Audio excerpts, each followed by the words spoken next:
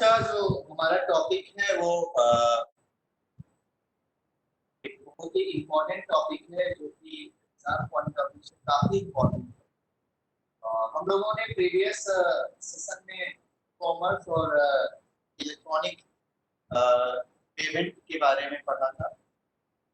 आज हम लोग पढ़ने जा रहे हैं गवर्नेंस। इस पूरे सेशन में हम देखेंगे कि गवर्नेंस क्या है, ई गवर्नेंस आने से क्या फायदे हुए, कैसे इंफॉर्मेशन प्रोसेसिंग में बहुत ही तेजी आई और कैसे गवर्नमेंट का पूरा सिस्टम इलेक्ट्रॉनिक होके नॉर्मल पब्लिक को कैसे बेनिफिट दे रहा है और किस किस तरीके से दे रहा है, ये सारी चीजें करेंगे। एक चीज आपको बताना चाहिए कि यहाँ से आपके ओ लेवल ट्रिपल सी और ए लेवल में क्वेश्चन तो आते ही आते हैं, प्लस अगर आप कोई वनडे एग्जाम वगैरह की कर रहे हो तो वहां पे भी इस सब्जेक्ट से रिलेटेड क्वेश्चंस आपको जिन्होंने दिया होगा वो भी सेशन के दौरान ही देख पाएंगे कैसे कैसे क्वेश्चंस आते हैं और क्या सही आंसर। यस सर, इसको पूरा देखें और इसको काफी ध्यान से समझें। मैं तो ये कहूंगा कि नोटबुक अपना ले लें और पेन और नोटबुक से नोट्स भी करते चलें।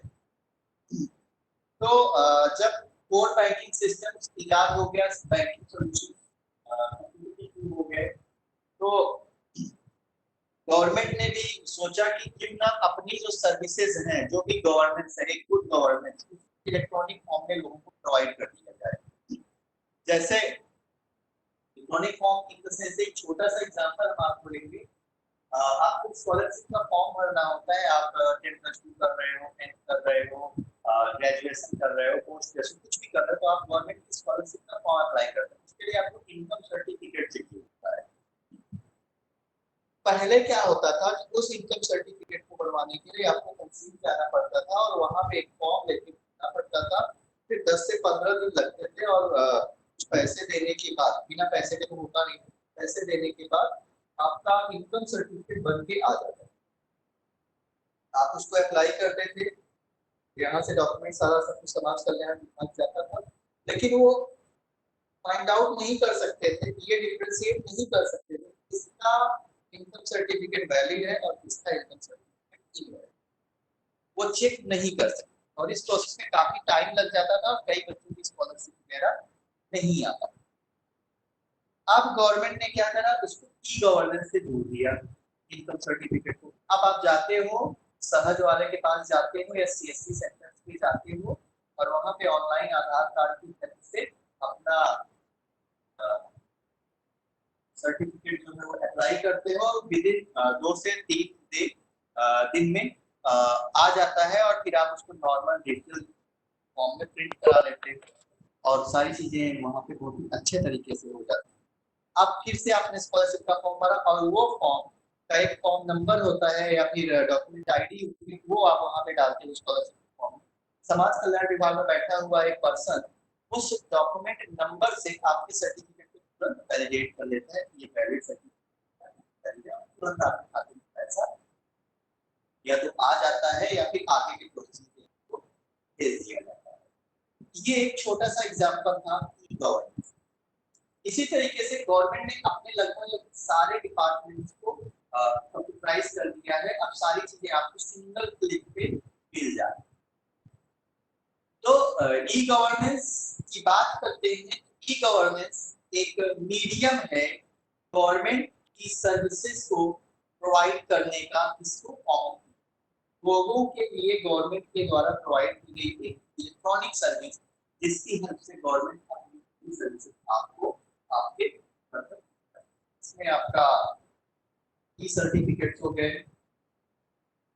बैंकिंग सॉल्यूशंस हो गए, पेंशन हो गया, राशन हो गया, बहुत सारी चीजें। इन सब चीजों के लिए गवर्नमेंट ने एक इनिशिएटिव, एक सर्विस लॉन्च किया जिसका नाम उन्होंने रखा क्या, इंफॉर्मेशन एंड कम्युनिकेशन टेक्नोलॉजी। इसको हम लोग आईसीटी बोलते हैं। ये अभी M4 के पेपर में प्रीवियस सिलेबस में आपका एक सब्जेक्ट था आईसीटी। इसका फुल फॉर्म बहुत ही इंपॉर्टेंट है, इंफॉर्मेशन एंड कम्युनिकेशन टेक्नोलॉजी। ठीक है, इसका मुख्य उद्देश्य क्या था कि गवर्नमेंट की एबिलिटी, गवर्नमेंट की पहुंच को आम आदमी तक पहुंचाया जाए, मैक्सिमम लोगों तक पहुंचाया जाए। The basic purpose of e-governance is to simplify the accessibility of the government services for citizens at national, state and local. देशव्यापी भी था, प्रदेशव्यापी भी था और लोकल लेवल पे भी था। कुछ सर्विसेज है ई गवर्नेंस की, जैसे पहला जो आपका आता है क्या, रेलवे रिजर्वेशन। रेलवे रिजर्वेशन आप सबने कराया होगा, अब आपको स्टेशन जाने की जरूरत नहीं पड़ती। आप क्या करते हो कि बैठे बैठे आईआरसीटीसी से लॉगिन करके टिकट बुक कर लेते हो। ठीक है, टिकट कैसे बुक होते हैं, किस तरीके से बुक होते हैं, इसका भी एक आपको सेशन देना है, तो लेटर ऑन हम लोग डिस्कस करेंगे, लेकिन उसके लिए पहले आपको ये सब चीजें जाननी पड़ेगी। तो बिना लाइन लगाए, बिना स्टेशन जाए आप क्या करते हो, अपना ट्रेन कर रहे हो। तो एक हैसल फ्री प्रोसेस है जिसमें आपको कोई दिक्कत नहीं।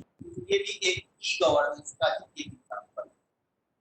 कुछ गवर्नमेंट ऑफ इंडिया के रेलवे के लिए कुछ इफिशिएंट मेथड लॉन्च किए गए, जिसमें पहला नाम आता है क्रिस।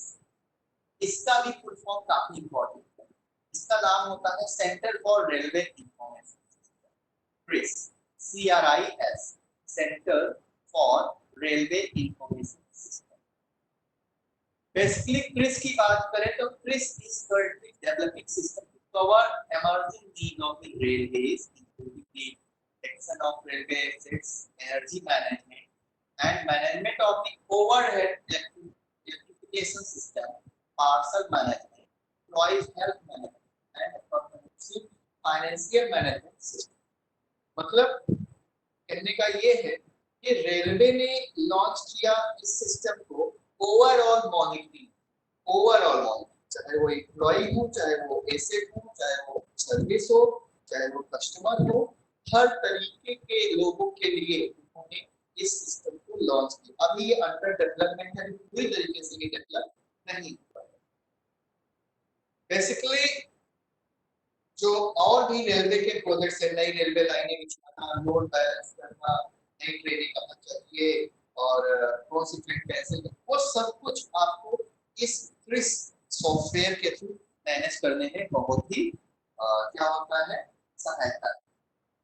उसके बाद एक दूसरा रेलवे ने इनिशिएटिव लॉन्च किया, जिसका नाम उन्होंने क्या रखा, रेल सारथी। क्या रखा, रेल सारथी। इसका पूरा नाम है Synergized Advanced Application Rail Travel Health and Information, जो basically child safety, women safety के लिए रखा गया है। आपने कंप्लेन और सजेशंस यहाँ पे दे सकते हैं। ठीक है, बेसिकली ये मोबाइल एप्लीकेशन है जो टिकट बुकिंग से लेके आपकी जर्नी खत्म होने तक का डेटा पूरा का पूरा मेंटेन करता है। अक्सर आपने देखा होगा जब आपको टिकट बुक किया जाता है तो आपके मोबाइल पे ये thank you for booking, your ticket has been confirmed, या वेटिंग टिकट कंफर्म होता है तो भी मैसेज आता है। फिर जब आप ट्रेन में ट्रैवल कर रहे होते हैं तो उस टाइम भी आपको एक कॉल आती है रेलवे की तरफ से, सफारी से कितना संतुष्ट है, सर्विस से कितना संतुष्ट है, इस तरह की चीजें आती है। फिर फीडबैक के लिए बोला जाता है कि ओवरऑल रेटिंग को 1 से 5 के नंबर के बीच में आप जस्टिफाई करें, आप देते हैं। उसके बाद इन्होंने एक और एप्लीकेशन लॉन्च किया है जिसका नाम क्या है, UTS on mobile. UTS means unreserved ticketing system. Basically IRCTC से तो आप टिकट बुक करते हो रिजर्वेशन वाले, लेकिन आपको जनरल की टिकट, इसके लिए आप UTS ऐप इंस्टॉल कर सकते हैं मोबाइल में, और चालू टिकट जिसको बोलते हैं, जो जनरल के लिए होता है, जनरल डिब्बे वाला, वो आप यहाँ से बुक कर सकते हो आपको स्टेशन जाने के लिए। ठीक है, यहाँ से आपको क्या क्या मिलेगा, प्लेटफॉर्म टिकट मिल जाएगा। ठीक है, और रेलवे वॉलेट भी आप यहाँ से यूज कर सकते हैं, पैसा लोड कर दो और क्या रहेगा। और मतलब पूरा का पूरा टिकट आप अनरिजर्व टिकट यहाँ से आप कर सकते हैं। ये रेलवे के 3 इनिशिएटिव थे, कौन कौन से, ट्रिस, रेल सारथी और यूटीएस ऑन मोबाइल। इसमें इंपॉर्टेंट पॉइंट है ट्रिस का फुल फॉर्म, सारथी का फुल फॉर्म और यूटीएस का। आई होप ये आपको क्लियर होगा। उसके बाद चलते हैं ministry of external affairs, MEA, ministry of external affairs. तो ministry of external affairs is basically responsible for your passport, पूरी गवर्नमेंट में आएगा पासपोर्ट। उन्होंने एक वेबसाइट ही लॉन्च कर दिया है पासपोर्ट के लिए, जहां पे आप जाके अपना पासपोर्ट अप्लाई कर सकते हो और पूरा का पूरा जो मोड है वो ऑनलाइन है। आपको बस एक बार डॉक्यूमेंट वेरिफिकेशन कराने के लिए जाना होता है, उसके बाद सब कुछ एक वेल सिंक्रोनाइज्ड, वेल मैनेज तरीके से डेवलप हो जाता है और 25 से 30 दिन के अंदर आपका पासपोर्ट बन के आने आ जाता है।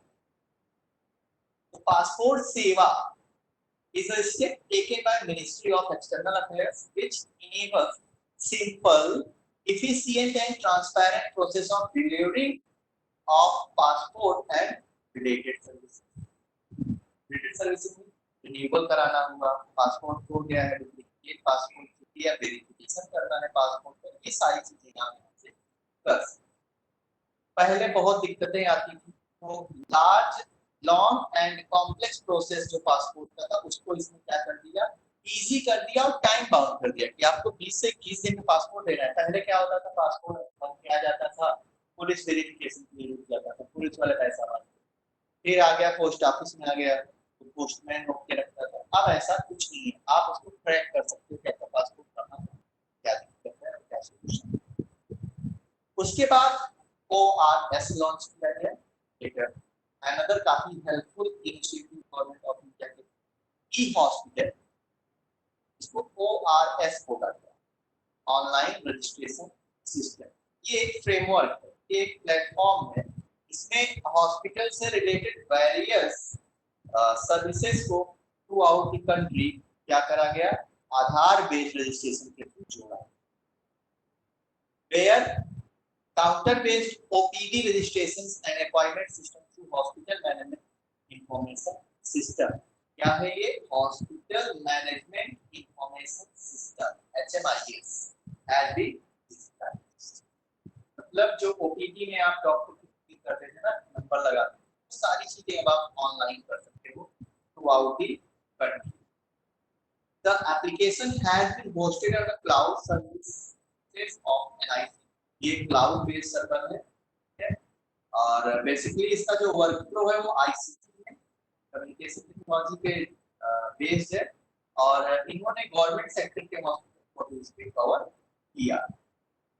बेसिकली ORS के 4 मेन जो नाम है वो ये है, एक बुक अपॉइंटमेंट डॉक्टर से बुक करना, दूसरा लैब की रिपोर्ट्स, तीसरा ब्लड अवेलेबिलिटी और चौथा क्या आपका पेमेंट।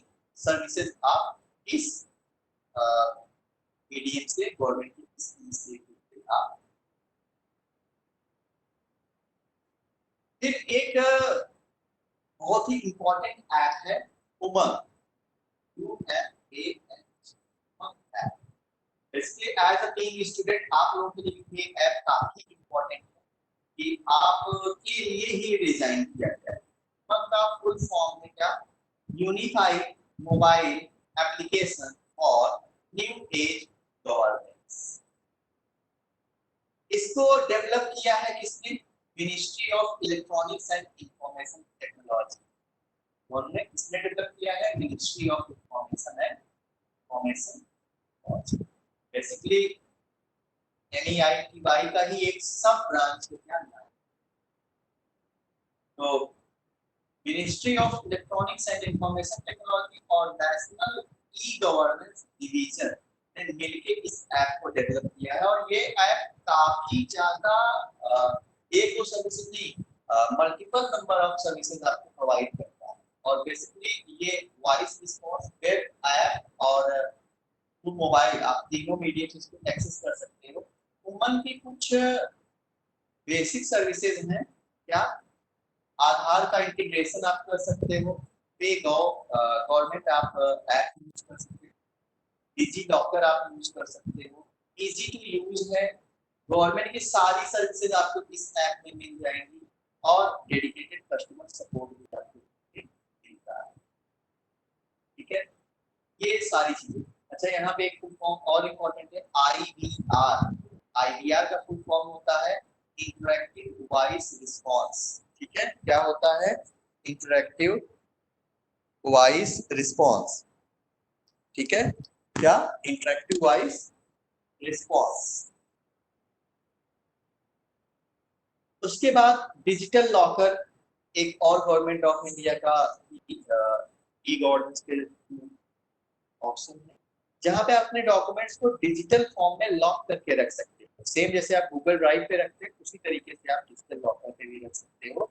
तो government come up with the concept of DigiLocker where registered user can upload their important documents. It minimizes the usage of physical documents and enables the sharing of e-documents across various agencies. और वहां से आप digital locker से अपने जो documents हैं उनको various agencies को शो भी कर सकते हो, वहीं से वो उसको वेरीफाई भी कर लेंगे। बेसिकली डिजी लॉकर के लिए आपको इंडियन सिटीजन होना चाहिए और आप उसको आधार के थ्रू एक्सेस कर सकते हैं।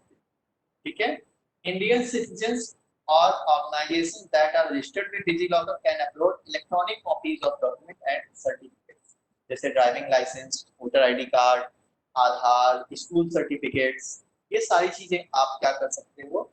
रख सकते हो। तो डिजिलॉकर का अकाउंट कैसे बनाया जाएगा? उसके लिए आपको इस वेबसाइट पे जाना होगा।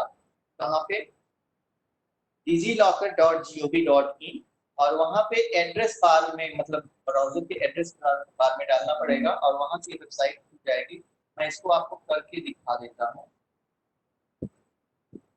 तो बेसिकली डिजिलॉकर आपको यूज करना है, तो उसके लिए आपको कहाँ पे जाना होगा? digilocker.gov.in। ये वेब ब्राउज़र पे हमने डाल दिया क्या? digilocker.gov.in। अब ये ओपन हो गया और ओपन हो जाने के बाद यहाँ पे देखो दो ऑप्शन आ रहे हैं, साइन इन और साइन अप। अगर हम पहले से यूज करते हैं तो हम क्या करेंगे? साइन इन करेंगे, और अगर हम नए यूजर हैं, पहली बार आए हैं, तो साइन अप करेंगे। तो साइन अप करेंगे तो यहाँ पे आधार नंबर मांगा जाएगा। आधार नंबर डालने के बाद हम नेक्स्ट कर देंगे। उसके बाद फर्दर जो भी प्रोसेस हैं वो हम यहाँ पे अप्लाई कर सकते हैं। तो ये कुछ पॉपुलर वेब सर्विसेज थी जो आप अभी देख रहे थे। ठीक है, आई होप कि आपको ये समझ में आएगा। आगे का IRCTC का टिकट कैसे बुक करते हैं या फिर इन सर्विस कैसे यूज करते हैं, वो नेक्स्ट सेशन में हम लोग देखेंगे।